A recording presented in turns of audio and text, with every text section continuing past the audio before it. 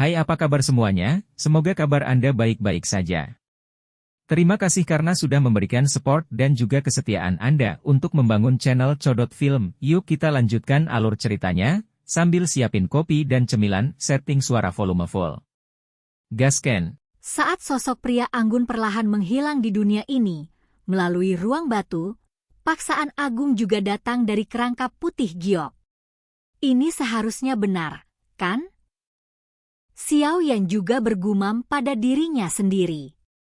Pemilik reruntuhan sebelumnya telah menciptakan beberapa yang disebut penipuan Yin dan Yang, dan ada banyak formasi untuk mengaburkan mata.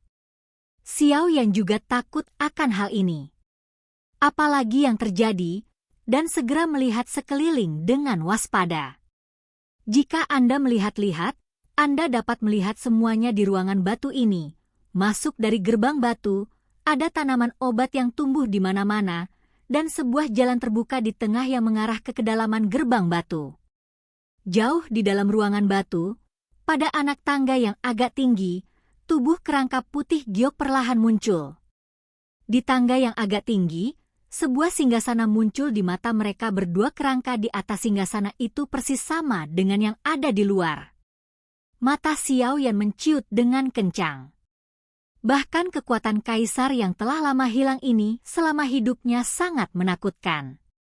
Jika itu adalah Kaisar Dou Bintang 7 yang dibangkitkan, untuk Xiao Yan dan Su Suing saat ini, dia mungkin akan segera mati. Situasinya, tapi untungnya ini hanya kerangka yang telah hilang selama bertahun-tahun. Tapi Xiao Yan tidak berani menganggap enteng, dan segera melihat sekeliling dengan waspada, dan kemudian melihat kerangka yang duduk bersila dengan mata berapi-api. Dari persepsi Xiao Yan dan Su Suing, mereka tahu bahwa ini adalah bagian terdalam dari reruntuhan kursi kaisar. Kaisar Bintang 7 Dou, bahkan bagi mereka, level ini memiliki godaan yang tak tertahankan.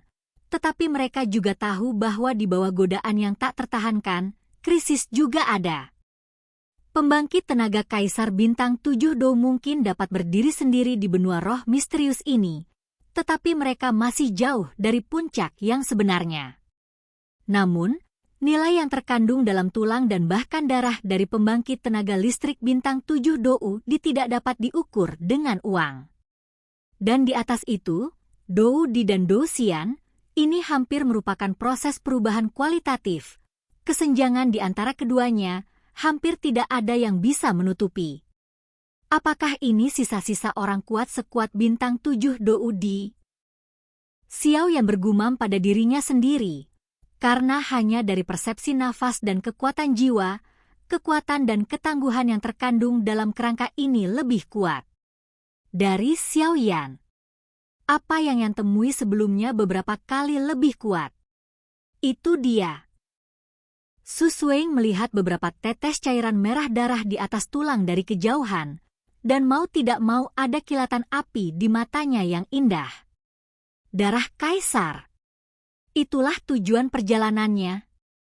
Bahkan jika Anda ingin mendapatkannya dengan segala cara, jika tidak, Anda... Xiao Yan mengambil napas dalam-dalam dari udara dingin dan mulai berjalan ke ruang batu. Melihat sekeliling dengan hati-hati. Di ruang batu yang luas, banyak bahan obat tumbuh dari pintu batu. Tetapi yang aneh adalah tidak ada jejak pertumbuhan tanaman di sekitar kerangka yang terletak di bagian terdalam dari ruang batu. Melihat semakin banyak bahan obat, dan melihat-lihat kerangka di dekat ruang batu, Xiao Yan tiba-tiba merasakan perasaan yang tidak menyenangkan, dan kemudian dia melihat sesuatu seperti diinjak di bawah kakinya. Dia meraih Su Suing di sebelahnya dan berlari ke tempat dia masuk, dan berkata dengan sungguh-sungguh, "Cepat kembali." Tingkah Xiao Yan yang aneh membuat Su Suing bingung, tetapi dia juga memiliki sikap lebih memilih untuk percaya apa yang dikatakan Xiao Yan atau tidak. Jadi meskipun dia sangat ragu dengan tujuan tindakannya, atau segera menunjukkan tubuhnya dan buru-buru mengikuti. Ketika sosok Xiao Yan mundur dengan tajam, Su Suing segera merasakan ada yang tidak beres. Dia mengaktifkan Qian Battle Qi di sekujur tubuhnya, mengambil batu dengan tangannya, dan terbang menuju sekeliling kerangka itu. Batu itu baru saja bersentuhan dengan ruang di sebelah kerangka kaisar dan berhenti bergerak seolah-olah menabrak dinding tebal. Kemudian Xiao Yan melihat bahwa kerangka kaisar yang semula kering tiba-tiba muncul sedikit menggeliat, dan kemudian ruang di sekitar kerangka itu runtuh menjadi paku ruang yang sangat tajam yang tak terhitung jumlahnya, menembus batu itu. Bum bum bum. Kekuatan mengerikan langsung berkumpul menuju batu-batu di udara, dan kekuatan dahsyat membuat batu-batu itu lenyap. Su Suing juga memperhatikan keanehan kerangka pada saat ini, dan kemudian Mei Mu menatap kerangka kaisar, karena dia melihat beberapa tetes cairan merah darah yang telah melayang di telapak kerangka, dan dengan lembut menetes ke kerangka. Di kerangka duduk bersila. Esensi darah itu sepertinya menyatu di atas tulang. Su Suing juga membuka mulutnya sedikit. Melihat darah yang jatuh di tulang putih giok, perasaan gelisah yang luar biasa diam-diam muncul dari hati mereka berdua. Mata Xiao yang tertuju pada darah yang menetes ke tulang. Pada saat ini, darah meluncur, tetapi diam-diam menembus seperti air yang bertemu kapas. Ketika semua darah telah menembus ke dalam kerangka, pupil Xiao yang tiba-tiba menyusut. Pada saat ini, dia tiba-tiba merasa bahwa beberapa kehidupan telah muncul dari kerangka yang awalnya layu di depannya yang telah hilang selama beberapa tahun yang tidak diketahui. Sialan, kembali, iya. Su Suing juga cepat merespons, dan saat dia merasakan vitalitas, raungan cepat datang dari mulutnya. Pada saat yang sama, kakinya menginjak tanah, dan tubuhnya ditembak kembali seperti kilat.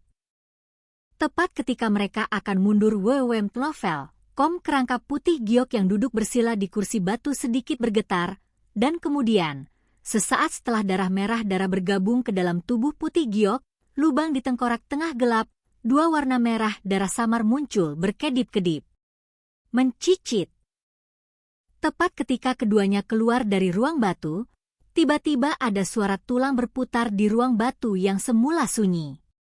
Di bawah suara ini, Xiao Yan dan Su Sui juga saling memandang, dan kemudian menatap Yuyu. Kerangka putih itu, pada kerangka itu, embusan kabut darah menembus kedalaman seluruh ruangan batu. Aura berdarah menyebar dari kedalaman ruang batu pada saat ini, dan seluruh ruang batu dipenuhi dengan lebih serius. Nyaring. Suara kerangka yang menyentuh tanah dari jauh ke dekat. Suaranya tidak keras, tetapi seperti menginjak hati keduanya, yang membuat orang merasa sangat tertekan. Hati-hati jangan berpisah. Wajah Xiao Yan serius, dan dia menoleh ke Su Suing dan yang lainnya dan berkata dengan suara rendah, situasi ini benar-benar di luar kendali, dan kebangkitan tulang kaisar terlalu menakutkan. Su Suing juga mengangguk. Kali ini dia datang ke sini untuk mengumpulkan informasi yang cukup, tetapi dia jelas tidak berharap bahwa penguasa runtuhan akan dibangkitkan. Di dalam ruang batu, kabut darah perlahan berfluktuasi di bawah tatapan mereka berdua.